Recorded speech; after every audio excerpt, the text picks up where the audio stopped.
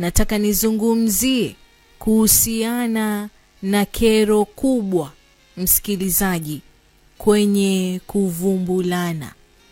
Kero kubwa kwenye kuvumbulana zinazoharibu ndoa nyingi, wanandoa ambao hawajui. Nataka nizungumzie kuhusiana na kero kubwa wakati wa kuvumbulana,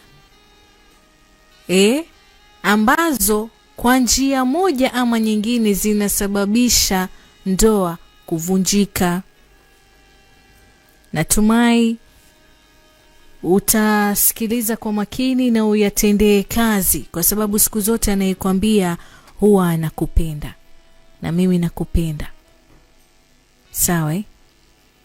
Mimi msikilizaji, nataka niokoe ndoa yako, nataka niokoe mahusiano ambayo ni ya kudumu, kwa sababu tukatae tukubali, kunao wanaoishi kwenye mahusiano, wamezaa na wanaishi kama vile wapo kwenye ndoa. Kama we stay mahusiano ya kudumu, sitowatoa kwenye ramani na wala sitowatoa kwenye gumzo, kwa sababu inamuhusu. Kwa hivyo kwa pamoja tuzungumze, kwa sababu mimi, wewe, sote kwa pamoja tumeshuhudia ndoa nyingi sana zikiingia kwenye migogoro. Ndoa zimeingia kwenye usaliti na hata kupelekea wanandoa, baadhi ya wanandoa kudharauliana, yote kwa sababu ya ubovu na karaha wanazokutana nazo wakati wa kuvumbulana. Sasa mimi leo nataka niokoe ndoa yako mpenzi, nataka niokoe mahusiano yako kwa kuhakikisha kwamba ni kukumbushana tu mambo fulani fulani muhimu yatakayojenga ndoa yako kupitia kuvumbulana, lakini pia kwa kuepuka kero zifuatazo. Kwanza kabisa, uchafu. Jamani, uchafu. Wanaume wengi wamejivika, wamejitweka ashakumsi matusi ujinga kwamba ati kwa swala la usafi ni la mwanamke peke yake. Yaani sasa hivi unapoingia kwenye nyumba, swala zima la usafi, mwanamume ukimuuliza na kwambia hilo jukumu la mwanamke, wewe mwenyewe unahitajika kuwa msafi. Leo hii umeingia chumbani na mpenzi wako, umeingia chumbani na mke wako, unataka mke wako akupige mnyonyo kuanzia utosini mpaka kidole chako cha mwisho. Nyele zinatoa ukoko, makwapa yana sijui tanta yahitaji, magologolo kibeo. Ukifika kwa baba chanja ndio kabisa, yaani mpaka unafanya kumtafute ule baba chanja yupo, kwa sababu sivyo ulivyojaa msitu. Alafu unasema swala la usafi mwanamke peke yake.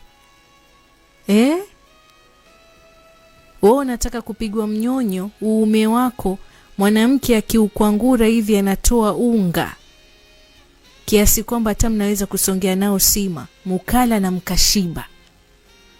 Bado tu unasema swala la usafi ni mwanamke peke yake. Kama vile ambavyo wewe unataka mwanamke awe msafi, unataka kumpiga kipochi manyoya usikie harufu maumbile bila kusikia harufu kilema, basi hata wewe Sheikh unahitajika kuwa msafi. It is a two-way traffic.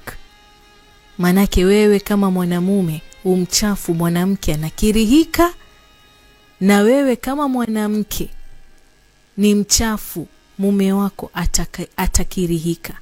Kwa hivyo jamani, swala la usafi ni la wote wawili, sio kunyoosheana vidole kwamba hapana, hapa mwanamke ndio unafaa kuwa msafi. Hapana, mwanamke anajisafisha vizuri kwa sababu anajiandaa kwa ajili yako wewe. Na wewe mwanamume unajua leo basi una mechi. Ndiyo nilisema kwamba mwanamume apelekwe saluni saluni iko pale pale nyumbani, hutaki kunyolewa. Msitu huo sijui ni wa Mau Forest, sijui ni wa Boni, unaufuga tu. Mke wako akikwambia njoo nikusinge mume wangu, unasingwa pale, unakwangurwa hiyo misitu. Akikwambia geuka, unamtolea jicho, utasema ni mjusi kabana na mlango. Na mwangalia, mbona kama unataka kunigeuza Hanisi? Tulia, ufanyiwe usafi.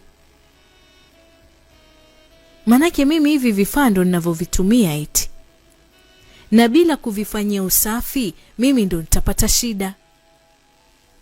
Sijui kama tuelewana. Mimi ndo nitapata shida. Kwa hivyo kivyo vyote usafi ni kote kuwili. Hutaki kunyolewa na mke wako, basi take your time mwanamume, ingia chooni, jisafishe. Yaani hata yule mke akisema na kupiga mnyonyo anaridhika, sio anakirihika, anakupiga mnyonyo amekunja sura hiyo, hapana. Na mwanamke, usisikie nikikwambia kwamba mwanamume anapenda kupigwa mnyonyo na mwanamume wako anatoa grisi kwenye uume wake, lakini bado unashikililia tu unataka kupiga mnyonyo. Akifika, piga mnyonyo sehemu ambayo unajua hii ni sehemu safi. Kama vile ambavyo yeye anataka kipochi manyoya kilicho kisafi, kilichofukizwa, kinanukia utamu, anataka mpaka kukitafuna. Basi jamani, nyege nkunyegezana na imani nkutiana. Unavyotaka ndivyo na yeye anavyotaka. Kwa hivyo swala la uchafu ni kipengee muhimu sana.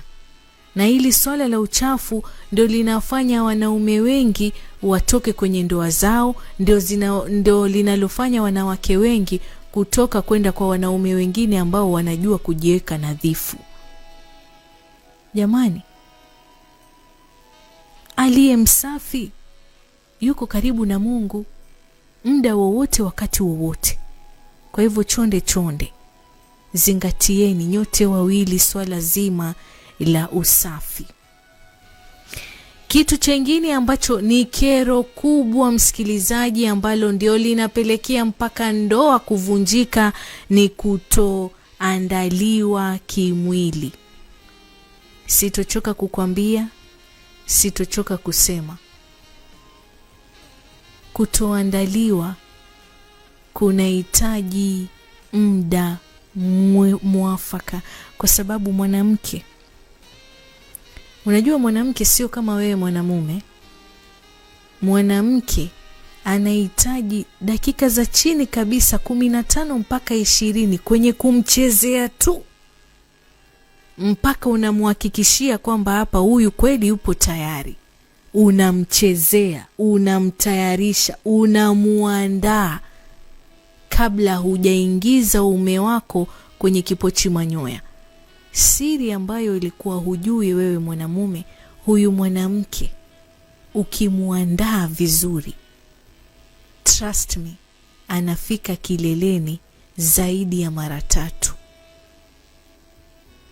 Ni siri na kupatia, labda ulikuwa hujui. Lakini ukijua kumuandaa mwanamke wako ama mke wako vizuri, kwamba umemtomasa panapotomasika, umempiga mnyonyo panapotakikana kupigwa mnyonyo, yani dakika 15 usiwe na haraka. Yani wewe usiwe na haraka. Haraka ya nini jamani? Chakula umepakuliwa, unakula peke yako, kisha kumbe ni ruhusa umepatiwa, huibi. Umeambiwa mume wangu chakula hichi hapa kula. Sasa ni wewe uangalie, utakula kwa kusimama, utakula kwa kuinama, utakula kwa kuchuchumaa, utakula kwa kupiga magoti, utakula kwa kulala. Chaguo lako mwenyewe. Pupa ya nini mpaka hata uwe na mtapia mlo? Why? Kwa hivyo take your time mwanamume, muandae mwanamke wako. Na kwa sababu nini? Raha ya mwanamke iko kwenye kipochi manyoya juu na wala sio ndani. Ile penetration ni kwamba ni wewe uingie tu ukojoe utoe wazungu. Lakini wala mwanamke hapati raha unapomuingilia. Hapana. Raha ya mwanamke ni unapocheza naye kwenye kipochi manyoya pale juu. Na kumbe nimekupatia tips tofauti. Unaweza kutumia pipi katika kumpiga mnyonyo, kipochi manyoya ya mke wako. Sasa tatizo liko wapi? Na mwanamume naye pia anafaa kuandaliwa. Mwanamume anafaa kuandaliwa psychologically. Yaani amekuja nyumbani mwanamke, umejiandaa, umevaa zile nguo za please call me. Yaani akiona paja linamuita, akiona maungo linamuita. Alafu kwenye kuzungumza kwako unajilegeza, yani paka uwezi. Jicho si kwamba unamtolea kama mjusi aliyebona na hapana. Unalilegeza hilo jicho kama unataka kulala, kama utaki. Sijui kama unanielewa. Unamwambia maneno ya kutomasa. Mtege. Na sasa akishakuwa tayari umwambie sasa tulia. Umpige na wewe mwanamume wakati wa kupigwa mnyonyo tulia. Usiwe na haraka ya kumgeuza huyo mwanamke na kumlalisha style ambayo tayari unataka kuingia, hapana. Tulia, upigwe mnyonyo kwenye mishipa ya ngwidi, tulia unyonyo korodani. Jamani. Kuna kile kijishipa wewe ushawahi kupigwa mnyonyo kwenye inaitwaje ile korodani ile? Kuna mstari mgumu hivi, unafaa kupigwa mnyonyo huu na utulie. So unamwangalia kama unataka kumuoa, hapana. Wewe sehemu yako ni moja ya kuchezea, lakini sasa kuna kule kutafuta hii frequency mpaka upate 98.9 ndio utulie. Basi na wewe tulia.